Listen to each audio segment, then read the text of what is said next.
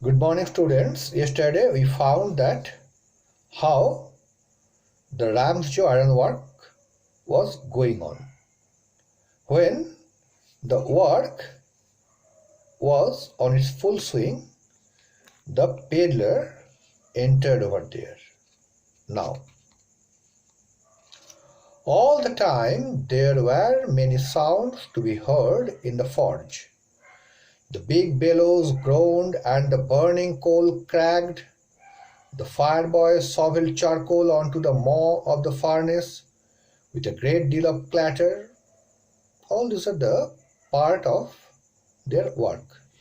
You know, in the first chapter, the last lesson, what we found, that before the starting of the class, there is a common sound, clattering sound. Some people draw the desk, some people they remind their studies, some people chat, some people gossip, some people sing.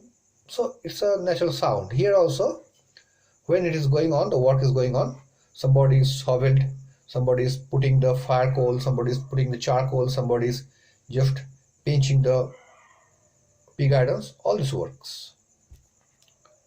Outside roared the waterfall, and the sharp north wind whipped the rain against the brick tiled roof.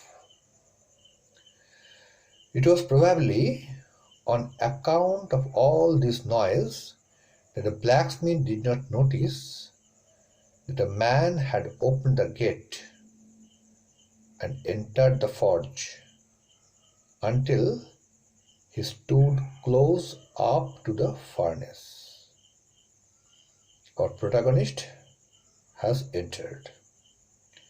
Surely it was nothing unusual for poor vagabonds without any better shelter for the night to be attracted to the forge by the glow of light which escaped through the sooty panes and to come in to warm themselves in front of the fire.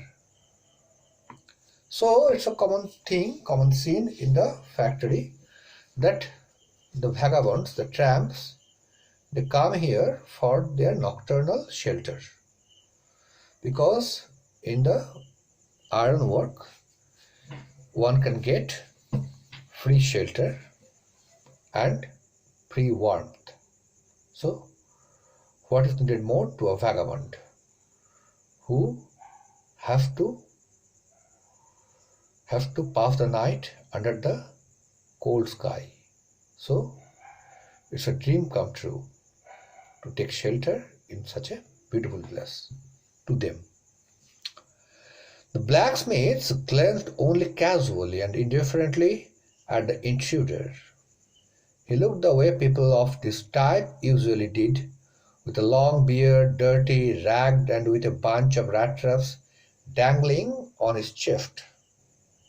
So these sort of people are quite common.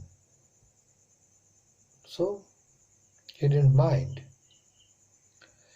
He asked permission to stay, and the master blacksmith nodded a hearty consent without honoring him with a single word. Why? Why he should give a vent to him? He found it's a vagabond. And what he told that, sir, can I place myself in this factory for this night? In the morning, I'll leave.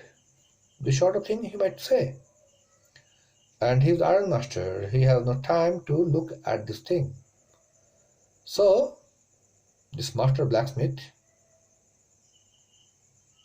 he has a position. He is the second head of this factory. Head is the owner, the iron master, and he is in charge of this factory. So why should he bother such a vagabond? So when he asked the permission,